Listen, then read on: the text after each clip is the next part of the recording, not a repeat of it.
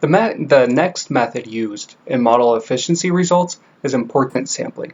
And before I take a dive into this, I want to go back to representative scenarios.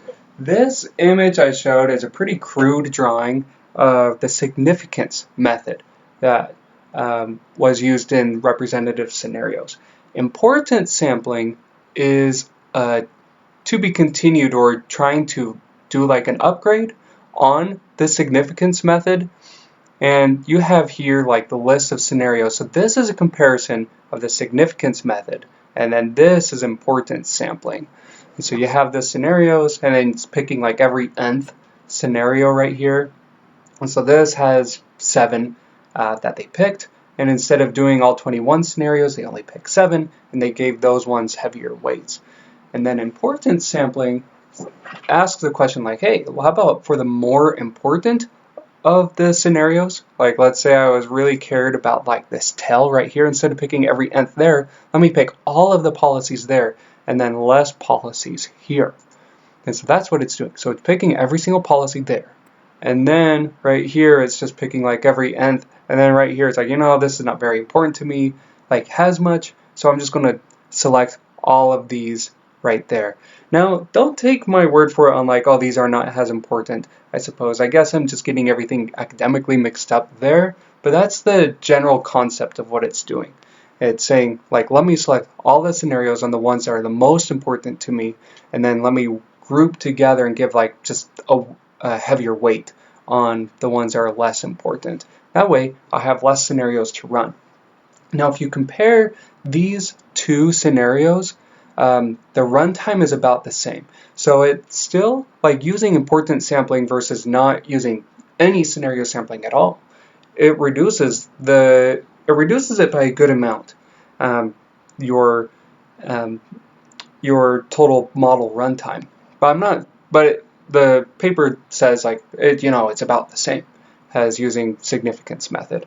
There are some limitations to this. Like one good thing about it is it's really good at even finding your tail results. As we can see that we selected these right here. You picked every single scenario and the ones that are more important. Let's say those are the tail results, and there you go. You can measure that a lot better. There's some disadvantages. It mentions in the paper that if you have a lot of scenarios or a lot of policies that are deep in the money, then it's not very helpful.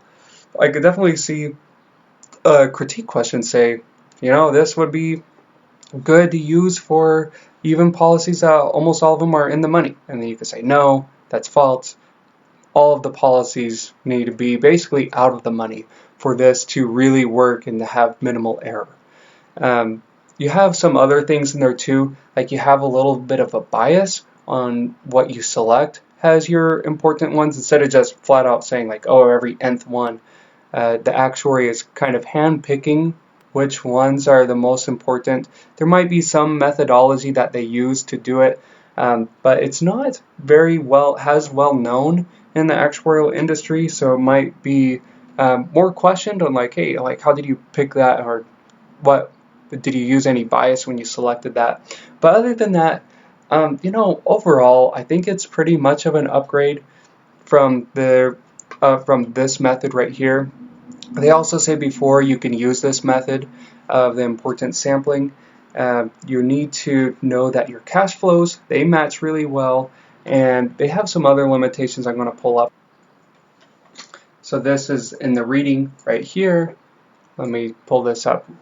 So it says the distribution of scenario weights is designed to match the cash flow pattern of the in-force. So this is what we need to have it be successful.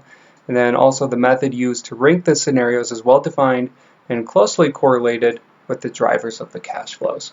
So with those conditions met, you get to reduce your time, and it says like subject to those limitations, the effort required is moderate, and it needs to be deep out of the money, and that's when it's the most useful.